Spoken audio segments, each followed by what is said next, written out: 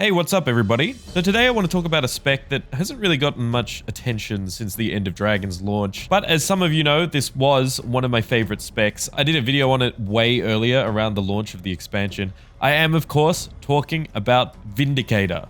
This isn't really a guide or anything. I already covered sort of Vindicator and the playstyle and that sort of thing in a previous video. I'll have a link to that in the description below. This video is more for the naysayers and non-believers that feel that Vindicator belongs in the trash, that it needs a complete rework, and it is completely unviable in endgame content.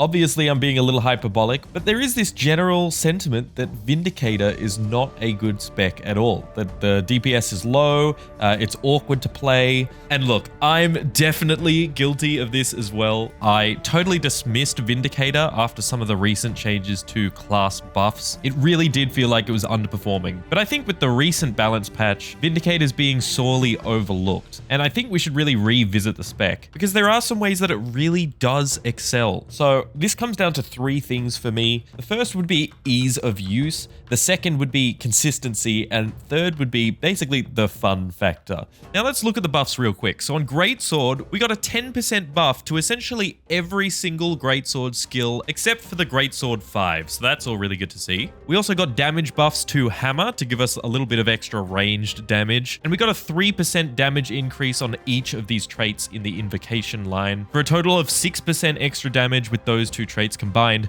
So that gives us a total DPS boost of I don't know, man, but the point is we got buffs. It's nothing too crazy. Vindicator's not going to be at the top of the DPS benchmarks. It's not even listed on a lot of the meta build sites. But this is what inspired me to take another look at Vindicator, because I felt like with this damage buff, it'd feel a little nicer to play, a little more impactful, and I think it really has done that. I am an incredibly average player. I consider myself kind of borderline average. I've played this game for a long time, but I wouldn't consider myself incredibly hardcore.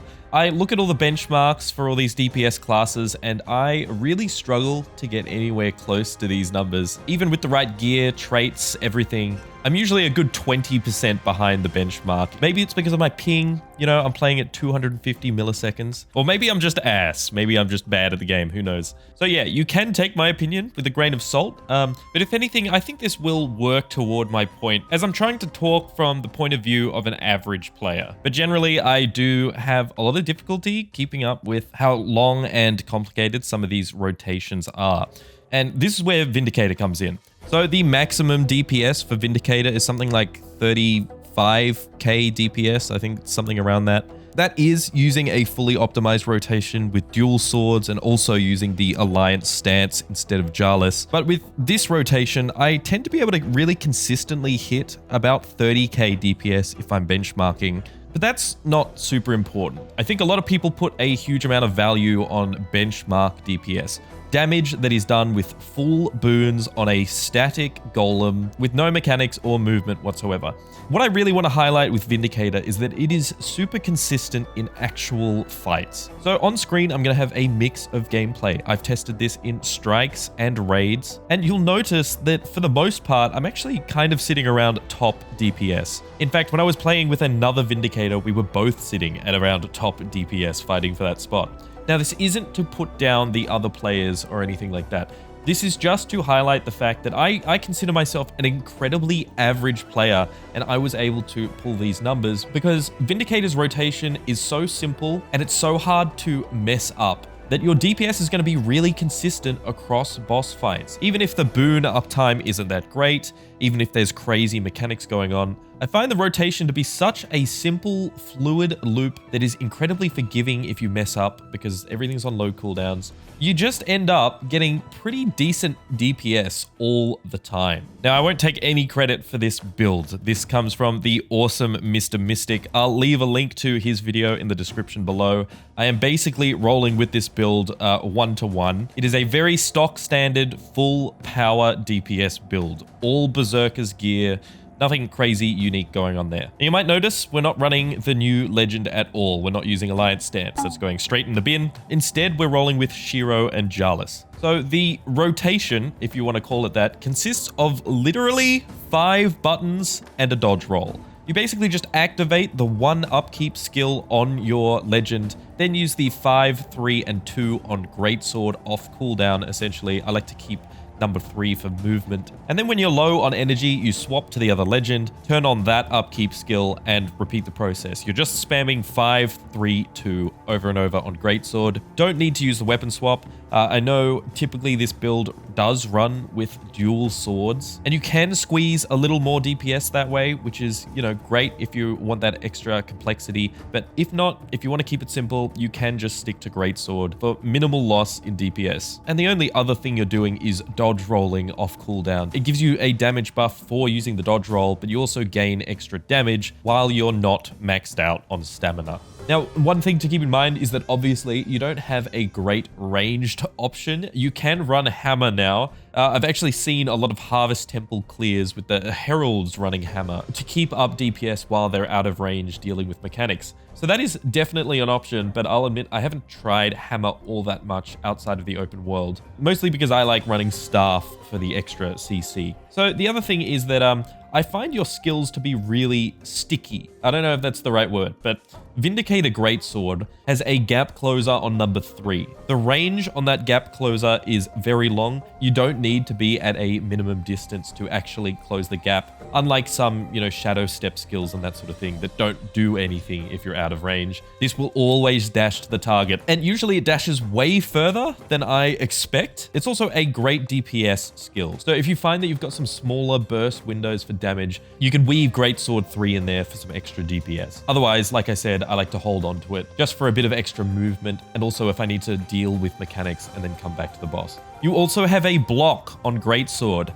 Now, this takes a little bit of getting used to. Because you are using that dodge roll slam as part of the rotation, you can't rely on it to be able to dodge through mechanics, so instead you're going to rely on this block. If you're someone like me on high ping, this really takes a lot of getting used to. You need to use it quite early, quite preemptively. But for the most part now, I've gotten really used to it, and I find it incredibly comfy and fun to use. Whenever any boss does some kind of slam or knockback or something like that, you just say, no. I just hold up the block and I watch everyone roll out of the way, but we don't need to do that. We can sit there and tank the hit, and as a bonus, you can convert it into damage. And this counterattack hits hard if you manage to soak up a bunch of hits with it. So don't be afraid to get really aggressive with Vindicator. You can just sit on the boss's ass, use the gap closer when you need to, or the block when any mechanics happen, and you can just sit there in melee range, keeping up DPS. Speaking of DPS, a lot of your damage comes from that Greatsword 5. And from all my time using Vindicator, the key thing to remember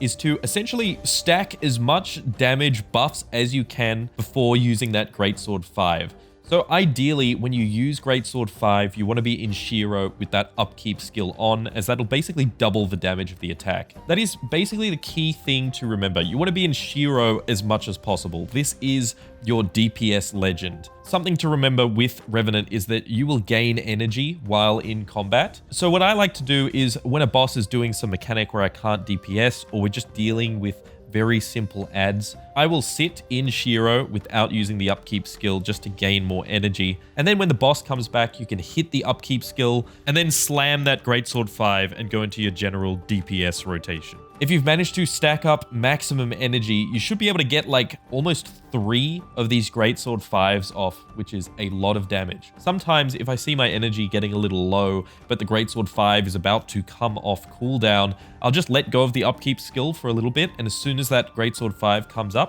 you hit the upkeep skill and then immediately follow up with the Greatsword 5 and then swap into your other legend.